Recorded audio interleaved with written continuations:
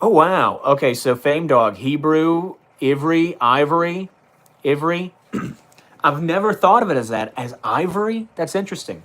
Check this out. So you have also Ivry, the Iberian Peninsula. So in modern Hebrew, in Aramaic, bet is pronounced as a V. So it looks like Ibri. Oh, it looks like Ibri. You know it's Ivry. You just said Ivry. So let's think. So I'm about to show you how Europe, the word Europe, comes from this word that Mr. Fame Dog has just shared with us, which is spelled An Bet Resh Yud. And this is how you spell Hebrew in modern Hebrew. So, An, whenever you transliterate it, the A and the E are interchangeable. The A and the E are interchangeable. So the V in Latin represents the U. Okay, so there's no U in Latin, it's a V. And then resh, ur, ur. It comes from IVR.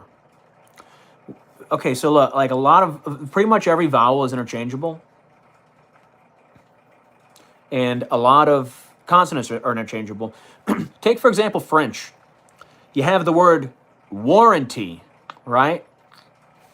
Warranty is a guarantee. It's literally the same word. In French, G is pronounced as a W. There's so much of this. Dude, go check out Rob Words. During this period, which we call the Middle English period, the appetite for taking French words is pretty much insatiable. In fact, in some cases, we even took the same French words twice, but in slightly different forms.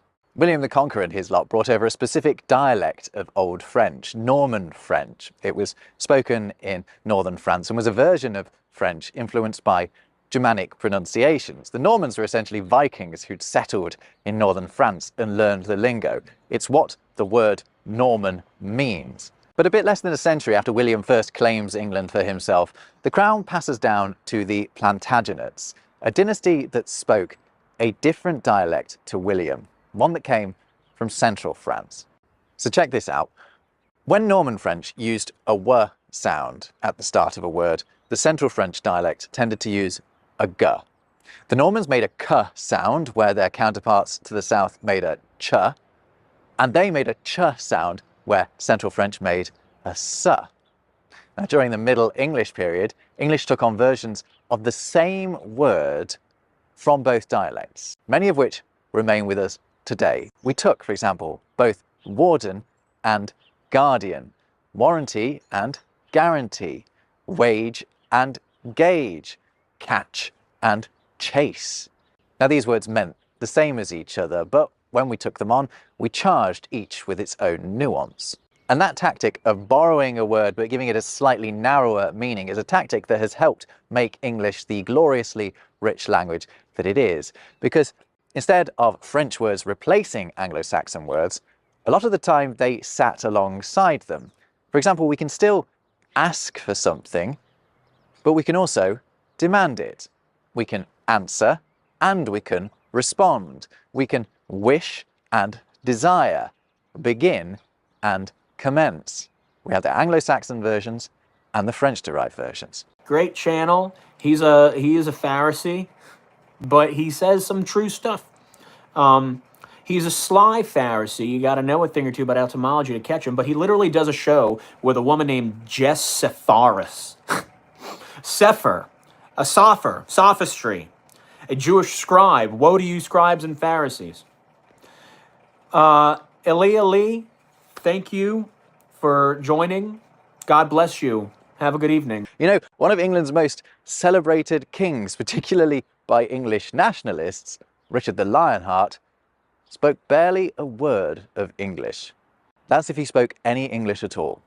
So French was the language of the elite. It became the language of government, chivalry and art. All French words, by the way. As a result, French words from these fields start to stream into the English language. You needed to know them to get anything done. And to this day, many of our words for power, justice, and culture are from French. Words like parliament, council, court, judge, prince, battle, painting, music. I could go on. And I will.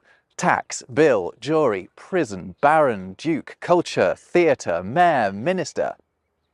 I could still go on. And I will. Words like attorney, rule, economy, faith, war, peace. I think you've got the picture. And what also happens is the names for traders and artisans start to change too. They take on more prestigious sounding French names. The Old English fleshmonger is replaced by the Old French butcher. The tree wright becomes the carpenter. The chapman becomes the merchant. And we end up with barbers, drapers, grocers, masons, and tailors. All words from French. And the power dynamic between the lowly English and the Norman nobility is apparent even in our language today. We've ended up with two words for a lot of animals, an Old English derived one for when they're alive and a French one for when they're served up for dinner. We have cow and beef, sheep and mutton, deer and venison, because the English would encounter them on the farm and the Normans would encounter them on the plate.